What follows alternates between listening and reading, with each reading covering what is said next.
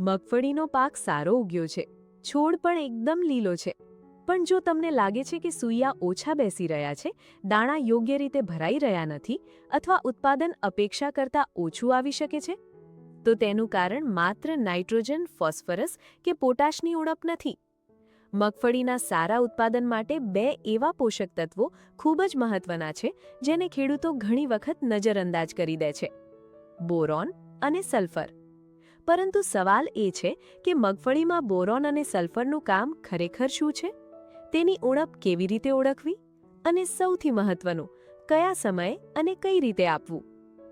આજના વિડીયોમાં આપણે આ બંને પોષક તત્વોને વૈજ્ઞાનિક રીતે અને ખેડૂતને સમજાય તેવી સરળ ભાષામાં સમજીશું. સૌથી પહેલા વાત કરીએ બોરોનની. મગફળીના પાકમાં બોરોનની જરૂરિયાત ભલે ખૂબ ઓછી માત્રામાં હોય, પરંતુ તેનું મહત્વ ખૂબ જ મોટું છે. બોરોન છોડમાં નવી વૃદ્ધિ, ફૂલનો વિકાસ અને પરાગનયન જેવી પ્રક્રિયામાં મહત્વની ભૂમિકા ભજવે છે. ખાસ કરીને મગફળીમાં સૂયા અને સૂયામાંથી મગફળીના દાણા બનવાની પ્રક્રિયા માટે બોરોનનું મહત્વ રહે છે. જો જમીનમાં બોરોનની ઉણપ હોય તો છોડ ઉપરથી સારો દેખાતો હોવા છતાં અંદરથી સમસ્યા હોઈ શકે છે. પરિણામે ફૂલ અને સૂયાનો વિકાસ નબળો પડી શકે છે. સૂયા યોગ્ય રીતે જમીનમાં પ્રવેશી ન શકે અને અંતે દાણા ભરાવા પર પણ અસર થઈ શકે છે. એટલે માત્ર છોડ લીલો છે એટલે બોરોન પૂરતું છે એવું માનવું યોગ્ય નથી. હવે સવાલ એ છે કે ખેતરમાં બોરોનની ઉણપ છે કે નહીં તે ખેડૂત કેવી રીતે ઓળખી શકે? ચાલો હવે તેના મુખ્ય લક્ષણો સમજીએ. બોરોનની ઉણપમાં સૌથી પહેલા અસર સામાન્ય રીતે છોડના નવા વિકાસ પામતા ભાગો પર જોવા મળે છે. કારણ કે બોરોન છોડની અંદર સરળતાથી એક જગ્યાએથી બીજી જગ્યાએ ટ્રાન્સલોકેટ થતું નથી. ઉણપ હોય ત્યારે નવી કૂપળોનો વિકાસ ધીમો પડી શકે છે, નવા પાંદડા નાના અને વિકૃત થઈ શકે છે અને છોડની ટોચનો વિકાસ નબળો પડી શકે છે. મગફળીમાં બોરોનની ઉણપની અસર ખાસ કરીને ફૂલ, સૂયા અને દાણાના વિકાસ પર જોવા મળી શકે છે. બોરોન પરાગનયન અને પ્રજનન વિકાસમાં મહત્વની ભૂમિકા ભજવે છે.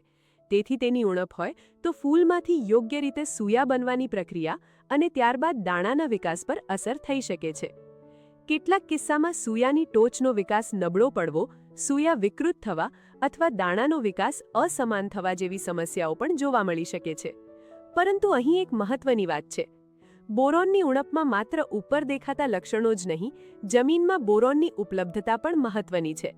જમીનનો પીએચ, જમીનમાં ભેજ, કાર્બનિક દ્રવ્ય અને જમીનની રચના જેવી બાબતો બોરોનની ઉપલબ્ધતા અને છોડ દ્વારા તેના શોષણને અસર કરી શકે છે.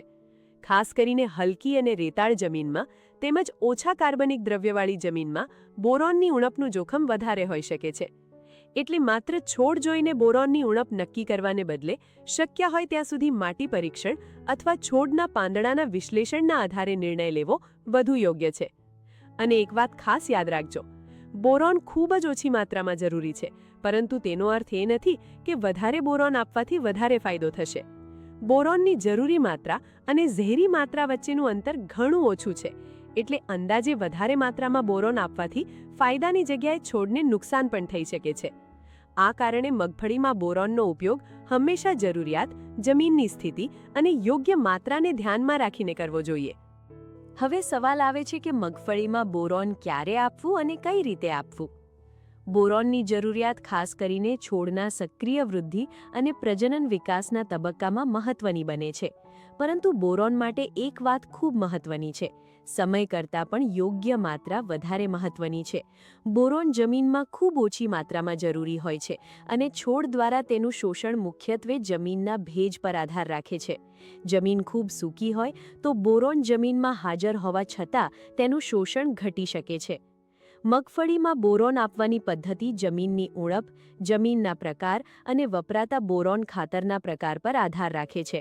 જો જમીનમાં બોરોનની ઉણપ હોય તો જમીન દ્વારા બોરોન આપવું સામાન્ય રીતે વધુ લાંબા સમય માટે પોષણ આપવા માટે ઉપયોગી પદ્ધતિ બની શકે છે.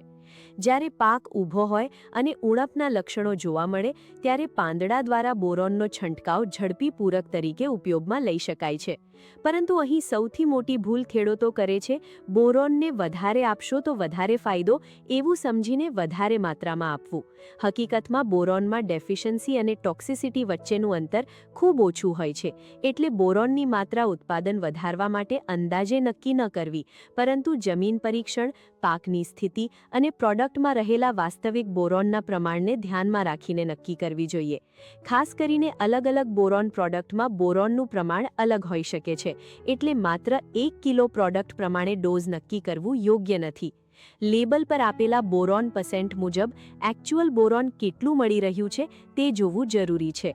આ રીતે બોરોનનો ઉપયોગ કરવાથી ઉણપ પણ પૂરી કરી શકાય અને વધુ માત્રાથી થતું નુકસાન પણ ટાળી શકાય.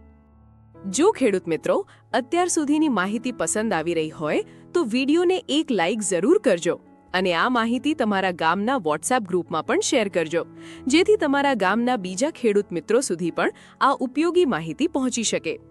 આવી જ ખેતીને લગતી ઉપયોગી માહિતી માટે આશીર્વાદ એગ્રો સાથે જોડાયેલા રહેજો. હવે વાત કરીએ મગફળીમાં સલ્ફરના મહત્વની. મગફળીમાં સલ્ફર એક ખૂબ જ મહત્વનું પોષક તત્વ છે, કારણ કે તે છોડમાં પ્રોટીન બનાવવાની પ્રક્રિયા, એમિનો એસિડનું નિર્માણ અને અનેક ચયાપચય પ્રક્રિયાઓ માટે જરૂરી છે. ખાસ કરીને મગફળી જેવા તેલ અને પ્રોટીન ધરાવતા પાકમાં સલ્ફરનું સંતુલિત પોષણ મહત્વનું બને છે. સલ્ફરનું સૌથી મહત્વનું કામ એ છે કે તે સિસ્ટીન અને મેથિયોનિન જેવા સલ્ફર ધરાવતા એમિનો એસિડના નિર્માણમાં ભાગ લે છે. આ એમિનો એસિડ આગળ જઈને પ્રોટીનના નિર્માણ માટે જરૂરી બને છે. અહીં એક ખૂબ જ મહત્વની વાત સમજવી જરૂરી છે. સલ્ફર અને નાઇટ્રોજન એકબીજા સાથે નજીકથી જોડાયેલા છે. છોડને નાઇટ્રોજન પૂરતું મળતું હોય પરંતુ સલ્ફરની ઉણપ હોય તો છોડ નાઇટ્રોજનનો કાર્યક્ષમ રીતે ઉપયોગ કરીને પ્રોટીનનું નિર્માણ કરી શકતો નથી. એટલે મગફળીમાં માત્ર યુરિયા કે અન્ય નાઇટ્રોજનવાળા ખાતર વધારવાથી જ પાકનો વિકાસ સારો થશે એવું જરૂરી નથી. નાઇટ્રોજન સાથે સલ્ફરનું સંતુલન પણ એટલું જ મહત્વનું છે. સલ્ફરની ઉણપમાં સામાન્ય રીતે નવા પાંદડામાં એક સરખો આછો લીલો અથવા પીળાશવાળો રંગ જોવા મળી શકે છે. તેનું કારણ એ છે કે સલ્ફર છોડની અંદર નાઇટ્રોજનની સરખામણીએ ઓછું મોબાઈલ છે, એટલે ઉણપની અસર નવી વૃદ્ધિમાં પહેલાં દેખાઈ શકે છે. ઉણપ વધારે ગંભીર હોય તો છોડની વૃદ્ધિ ધીમી પડી શકે છે અને આખા પાકના વિકાસ પર અસર થઈ શકે છે. મગફળીમાં સલ્ફરની યોગ્ય ઉપલબ્ધતા ખાસ કરીને સારી વાનસ્પતિક વૃદ્ધિ, પ્રોટીન મેટાબોલિઝમ અને દાણાના વિકાસ માટે મહત્વપૂર્ણ છે. એટલે મગફળીના પોષણમાં NPKની સાથે સલ્ફરને પણ અવગણવું નહીં, ખાસ કરીને જ્યાં જમીન પરીક્ષણમાં સલ્ફરની ઉણપ જોવા મળે. હવે સમજીએ કે મગફળીમાં સલ્ફરની ઉણપ કયા સંજોગોમાં વધારે જોવા મળે છે. સલ્ફરની ઉણપ માત્ર એક જ પ્રકારની જમીનમાં થાય એવું નથી, પરંતુ કેટલીક પરિસ્થિતિમાં તેનું જોખમ વધારે હોય છે. ખાસ કરીને હલકી, રેતાળ અથવા ઓછી કાર્બનિક દ્રવ્યવાળી જમીનમાં સલ્ફરની ઉણપ જોવા મળી શકે છે, કારણ કે સલ્ફેટ સ્વરૂપનું સલ્ફર જમીનમાં પાણી સાથે નીચેની તરફ જવાની શક્યતા ધરાવે છે. વધુ વરસાદ અથવા વધુ સિંચાઈવાળા ખેતરમાં પણ સલ્ફરનું લીચિંગ થઈ શકે છે, જેના કારણે છોડના મૂળ વિસ્તારમાં ઉપલબ્ધ સલ્ફર ઘટી શકે છે. બીજી તરફ સતત એક જ પ્રકારના રાસાયણિક ખાતર પર આધાર રાખવાથી પણ ખેતરમાં સલ્ફરનું સંતુલન બગડી શકે છે.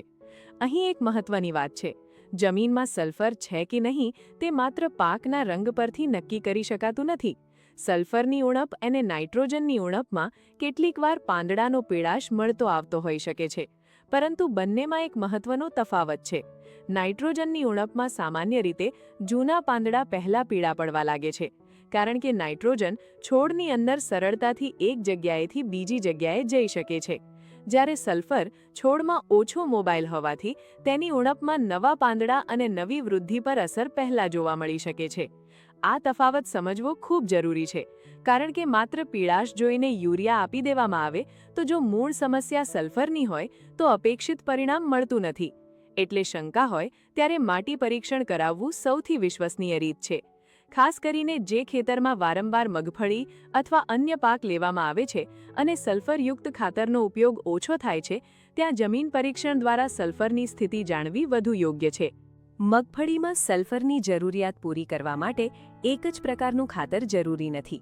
સલ્ફર વિવિધ ખાતરોમાંથી મળી શકે છે, પરંતુ અહીં મહત્વની વાત એ છે કે ખાતરમાં સલ્ફર કયા સ્વરૂપમાં છે અને કેટલા ટકા છે તે સમજવું. ઉદાહરણ તરીકે, જીપ્સમ કેલ્શિયમ સાથે સલ્ફરનો સારો સ્ત્રોત છે, મગફળીમાં જીપ્સમનો ઉપયોગ ઘણી જગ્યાએ કરવામાં આવે છે, કારણ કે તે એકસાથે કેલ્શિયમ અને સલ્ફર પૂરા પાડે છે. આ બંને પોષક તત્વો મગફળીના દાણા અને સૂયાના વિકાસ માટે મહત્વના છે. તે સિવાય સલ્ફર બેન્ટોનાઇટ અને સલ્ફેટ આધારિત ખાતરો પણ સલ્ફરના સ્ત્રોત બની શકે છે. પરંતુ અહીં એક ભૂલ ઘણી વખત થાય છે. ખેડૂત માત્ર ખાતરનું નામ જોઈને ડોઝ નક્કી કરી લે છે. હકીકતમાં અલગ-અલગ પ્રોડક્ટમાં સલ્ફરનું પ્રમાણ અલગ હોય છે. એટલે હંમેશા પેકેટ પર લખેલું સલ્ફર % જોવું જોઈએ અને ત્યારબાદ જ પ્રતિ એકર કેટલું ખાતર આપવું તે નક્કી કરવું જોઈએ. બીજી મહત્વની બાબત છે સલ્ફરનું સ્વરૂપ. સલ્ફેટ સ્વરૂપનું સલ્ફર છોડ માટે સીધું ઉપલબ્ધ હોય છે, જ્યારે એલિમેન્ટલ સલ્ફરને છોડ માટે ઉપલબ્ધ સ્વરૂપમાં આવવા માટે જમીનમાં ઓક્સિડેશન પ્રક્રિયામાંથી પસાર થવું પડે છે. એટલે કયું સલ્ફર વાપરવું તે જમીનની સ્થિતિ, પાકની અવસ્થા અને જરૂરિયાત પ્રમાણે નક્કી કરવું જોઈએ. અને જો મગફળીમાં સલ્ફરની ઉણપ પહેલેથી જ હોય તો માત્ર પાનનો રંગ જોઈને કોઈ પણ સલ્ફર પ્રોડક્ટનો મનસ્વી ઉપયોગ કરવાને બદલે માટી પરીક્ષણ અને ખાતરના લેબલ મુજબ યોગ્ય માત્રા નક્કી કરવી વધુ સલામત અને વૈજ્ઞાનિક રીત છે. મગફળીમાં બોરોન અને સલ્ફર અંગે 3 વાત ખાસ યાદ રાખજો. પહેલી વાત, બોરોન. બોરોનની જરૂરિયાત ખૂબ ઓછી માત્રામાં હોય છે, પરંતુ તે ફૂલ, પરાગનયન, સૂયા અને દાણાના વિકાસ જેવી મહત્વની પ્રક્રિયાઓમાં ભૂમિકા ભજવે છે. એટલે બોરોનની ઉણપ હોય તો તેને અવગણવી નહીં, પરંતુ જરૂરિયાત વગર વધારે બોરોન પણ ના આપવું. બીજી વાત, સલ્ફર. સલ્ફર પ્રોટીન અને સલ્ફર ધરાવતા એમિનો એસિડના નિર્માણ માટે જરૂરી છે અને નાઇટ્રોજનના કાર્યક્ષમ ઉપયોગ સાથે પણ તેનો સીધો સંબંધ છે. ખાસ કરીને હલકી જમીન, ઓછી કાર્બનિક દ્રવ્યવાળી જમીન અથવા વધુ વરસાદથી લીચિંગ થતી જમીનમાં સલ્ફરની સ્થિતિ પર ધ્યાન આપવું જરૂરી છે. અને ત્રીજી તથા સૌથી મહત્વની વાત, માત્ર દેખાવ પરથી ખાતરનો નિર્ણય ન લેવો. પાકમાં કોઈ લક્ષણ દેખાય એટલે તરત જ બોરોન કે સલ્ફર આપવાને બદલે શક્ય હોય ત્યાં સુધી માટી પરીક્ષણ કરાવો અને ત્યારબાદ પાકની જરૂરિયાત પ્રમાણે ખાતર વ્યવસ્થાપન કરો. કારણ કે મગફળીમાં સારા ઉત્પાદન માટે માત્ર એક પોષક તત્વ નહીં, પરંતુ સંતુલિત પોષણ, યોગ્ય ભેજ અને યોગ્ય સમયે યોગ્ય વ્યવસ્થાપન, આ ત્રણેય બાબતો સાથે મળીને કામ કરે છે. જો તમને મગફળીના પાકમાં બોરોન અને સલ્ફર ક્યારે, કેટલા પ્રમાણમાં અને કયા ખાતર સાથે આપવું તેની પ્રેક્ટિકલ માહિતી જોઈએ છે તો આ વિડીયો જરૂરથી સેવ કરી રાખજો. અને આવી જ વૈજ્ઞાનિક અને ખેડૂતને ઉપયોગી ખેતીની માહિતી માટે આશીર્વાદ એગ્રોસેરાને સબસ્ક્રાઇબ કરવાનું ભૂલતા નહીં.